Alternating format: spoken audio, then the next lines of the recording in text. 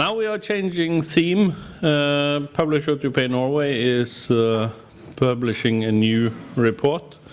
And this report is something that we have been working for a while, and that is to investigate how countries can analyze their own tax systems to see how they can fix loopholes in these tax systems in order to make sure that they themselves do the job needed to get the taxes that they think they should have. My experience comes from auditing in the large global auditing firm.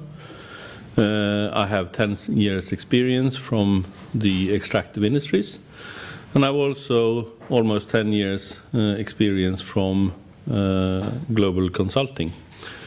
And my experience is about fiscal mechanisms and fiscal systems, amongst other.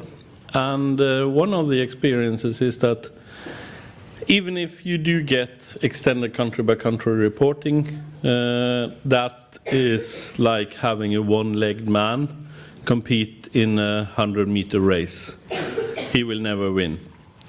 So you also have to get the other leg on the man, and that is that each country will also have to fix their own tax systems to ensure that they can get the taxes from extracting resources in these countries. And we are now talking about mainly resource-rich but poor countries in the world. Norway is lucky. We've had a stable tax system for many decades, and we are taxing the extractive industries in a good manner for Norwegian purposes. However, all countries need to look into their own tax systems, and my experience from several continents is that there is a lot still to be done. And one of the things that civil society needs is not to become tax experts, but they have to become tax aware, as I would say it. They will have to become aware of what is needed. We are talking about a lot of different names to the animal. We are talking about corruption, capital flight, tax evasion, tax avoidance, etc., etc. But one should just realize that what all this boils down to is actually tax lost. Nothing else, it's tax lost. Corruption is tax lost, capital flight is tax lost. Whether you call it tax avoidance or tax evasion, whether it's legal or illegal, is taxes lost. And many countries have never done a comprehensive analysis of the tax system to actually investigate where do they actually lose tax money. And this report does not come with a unilateral recommendation from PWYP Norway. We do not recommend every country to introduce windfall taxes, etc. The title Windfall Taxes is to capture that some tax mechanisms are less in favor than others, although they can actually be pretty awesome instruments in taxing extractive industries, but they have to be used with care. It's not so that you can just introduce a tax and then expect that the tax will land on the country's bank account. You will have to make sure that these taxes and other taxes are calibrated together so that they work in the right direction. And that is what this presentation is about. A guide to optimal taxation is probably a better, but very much more dreary title. What's the problem? Why do we put out this report? Well, as I said, resource-rich but poor countries have tax systems that are full of loopholes. And the multinational companies having cross-border activities and doing a lot of the trade internal, amongst them the mining and the oil and gas companies, use these loopholes to a significant degree to reduce the taxes to a minimum. You have heard about the Starbucks, the Googles, etc., that are paying 2–3% of their revenues to countries. But oil and gas, and to a much larger extent, I would say, mining companies, are in this league as well. And I would say mining companies are probably, to an extent, much higher in the case of dodging taxes than oil and gas, because oil and gas contracts have developed for a number of years and are thus starting to getting tax mechanisms that are catching the taxes that the countries want. And actually we have examples of oil and gas countries that have introduced so burdensome taxes that they are actually probably in favor of, or should be in favor of, reducing the tax level somewhat, but broaden their tax base.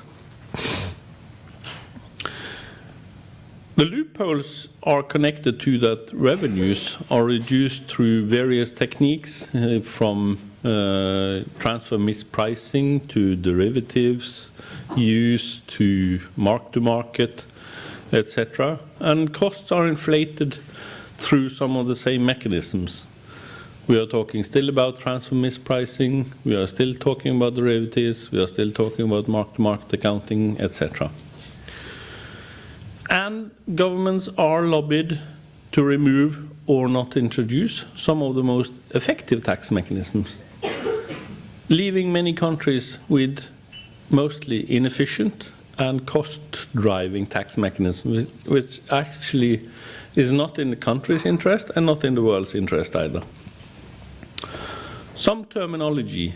I will talk about GDP, and that is the total value of all goods and services produced domestically in a nation during a year.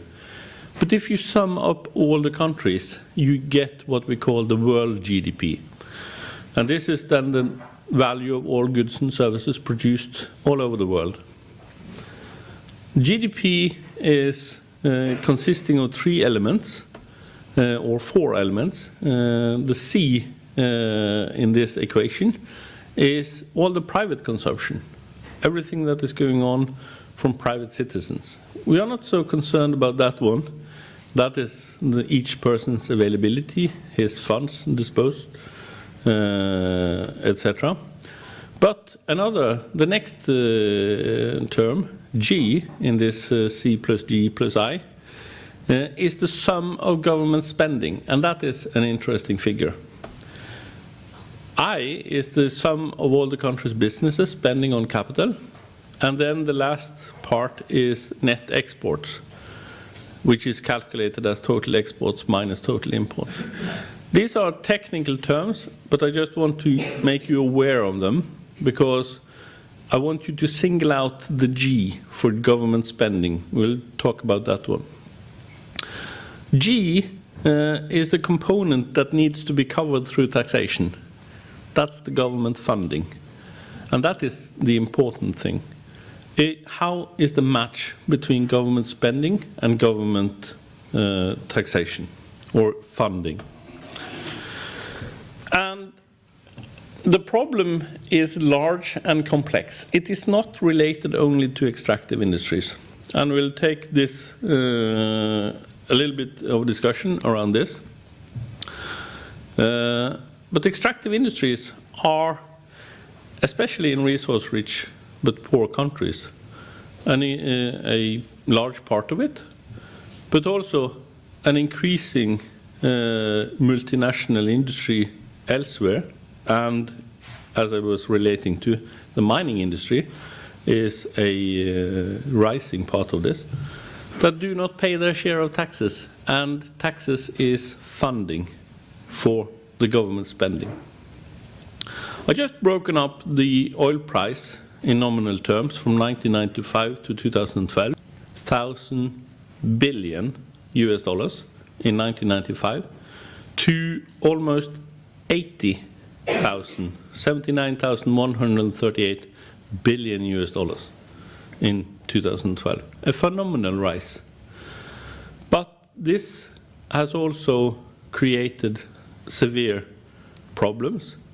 If you look at the taxation, and this is estimated, the taxation has risen from 4,388 billion in 1995 to approximately 18,821 billion in 2012.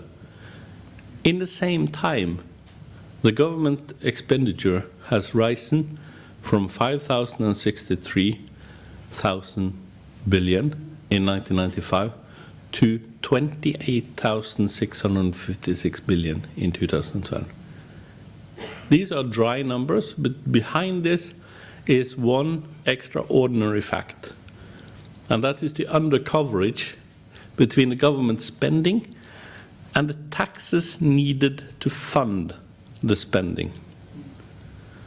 And the discrepancy was not very large in 1995, although 675 billion US dollars is still a large amount. But that had risen in 2012 to 9,835 billion US dollars, almost 10,000 billion US dollars. A phenomenal rise in these years. And that tells you that we are faced with a very large and very complex issue. Spending is rising tremendously, but also government funding is a huge problem that it does not follow suit.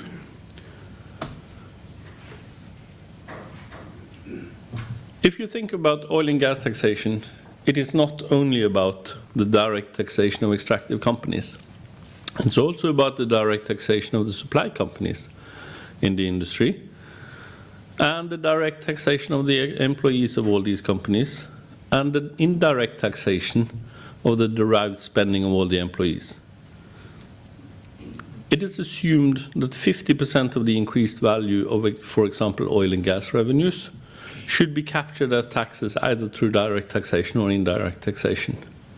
For companies, extractive taxes and corporate taxes. For employees, personal taxes and VAT.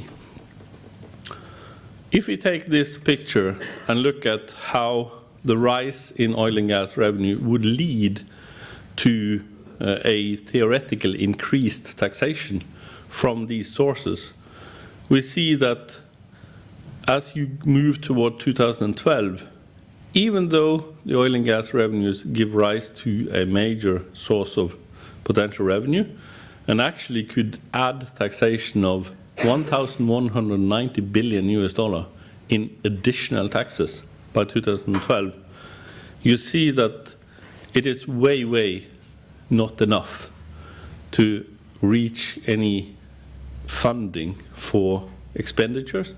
And actually you also see that the expenditure itself is a problem. So although you can fix part of the funding by taxation, it is not enough. You also have to get expenditure down. Expenditure is mainly the large countries, the US, EU, China, Russia, and other large countries. But if you're going back to resource-rich but poor countries, they need to focus their efforts on looking particularly at their mining and oil and gas industries, and broadening their tax base by closing loopholes, and rebalance their tax systems by getting in a component of gross taxes in order to put more pressure on cost consciousness. That's the whole point of rebalancing tax systems, that is to get more cost consciousness into the extractive industries, because currently cost is eating away a a lot of taxes and create a large part of the taxes lost in the world today when we are talking specifically about the resource-rich but poor countries. This is a tool that was developed by the undersigned back in 2008, and we call it the quadrant cross. And this is an analytical tool that is described in more detail in the report that we have today. This is an instrument which can be used to analyze the tax systems as such from an extractive industry perspective. We have here divided the specific background for revenues into two axes. The horizontal axis goes from low price to high price, and the vertical axis goes from low cost to high cost. And among these four quadrants then, you capture the entire perspective on how to tax extractive industry revenues. You have to bear with me, there are some terminology that just has to be taken. Net versus gross taxes. In the upper quadrant 2 and quadrant 3, you see these are net taxes. These are the taxes that create the majority of the revenue for a country when you have normal prices. In the lower section of this picture, you see the gross taxes. That is the safety valves in the tax system, and they are there in order to secure that you get taxes, even if you have very low prices or when you go into an extreme situation with very high prices. Most companies, they are securing that they have adequate tax mechanisms available when profits are lower than normal or normal. And that is to the left side on this quadrant cross, where the companies ensure that they have loss carry-forward mechanisms available, that they only pay royalty or corporate taxes, etc. It's the countries that has to take into consideration the right side of this quadrant cross, the resource rent taxes in quadrant 3, and the windfall taxes and progressive royalties in quadrant 4. And these are addressing above normal profits. Now, what is windfall taxes? Windfall taxes is taxes when prices rise very high. And windfall taxes is a term for the quadrant 4 taxes, where you have windfall taxes proper, where you have progressive royalties, etc., etc. So these taxes, these are gross taxes. One should usually not allow a deduction for costs in these taxes. They are based on price alone. The tax may be deductible because in net taxes, because this improves cost consciousness. Companies will want to get into tax-paying position faster, and that means that they have to be more conscious on their cost. Windfall taxes would normally be introduced in connection with reducing net taxes so that the marginal tax rate is approximately the same at the particular price level. If prices go above, you get more taxes. If prices go below, the companies are more protected against low taxes. No, sorry, high cost and low prices. You would have a situation where you would want to broadening your tax base in order to close the loopholes. And closing loopholes could, for example, be introducing withholding taxes, which is capturing taxes on some of the capital that is moving cross-border. But this could also then be combined with rebalancing the tax system so that you take away, for example, withholding tax on dividends in order to make sure that the companies have at least one way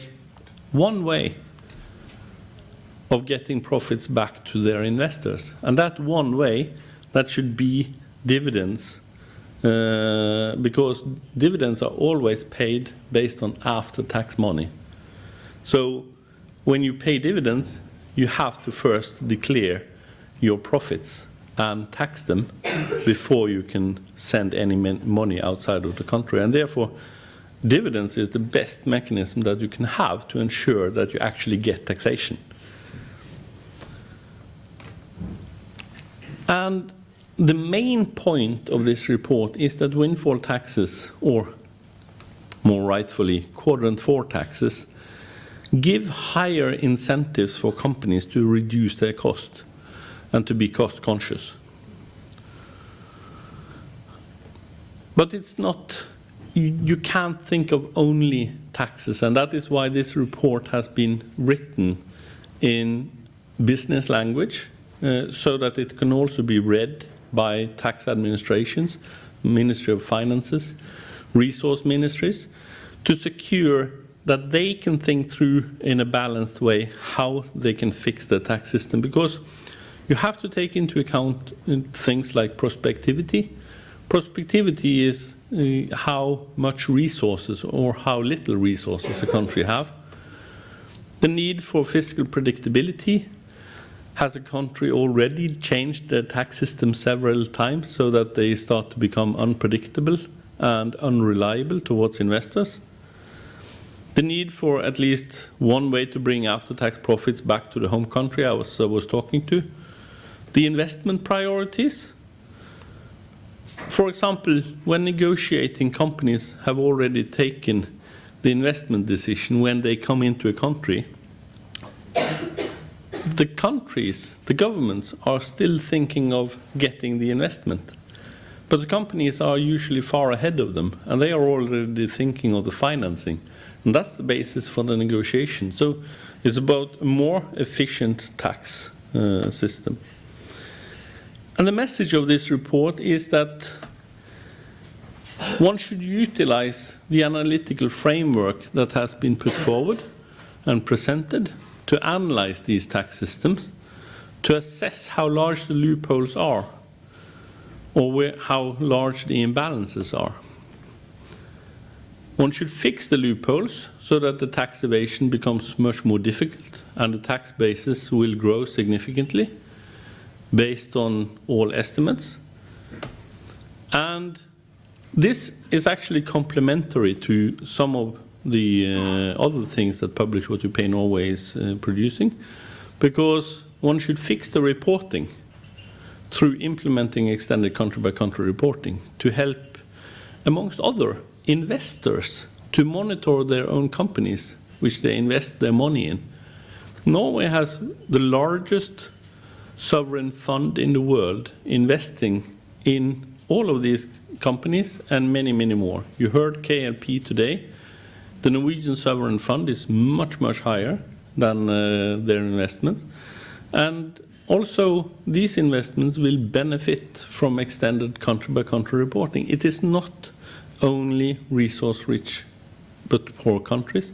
It's all the countries in the world that will benefit from extended country-by-country reporting. But fixing the tax systems, that is mainly a job for these resource-rich but poor countries. And that is what this report is about, trying to give these countries an analytical framework to analyze the systems and mechanisms and ideas on which how to rebalance their tax systems. Thank you. This was complicated, but I hope that the report is readable.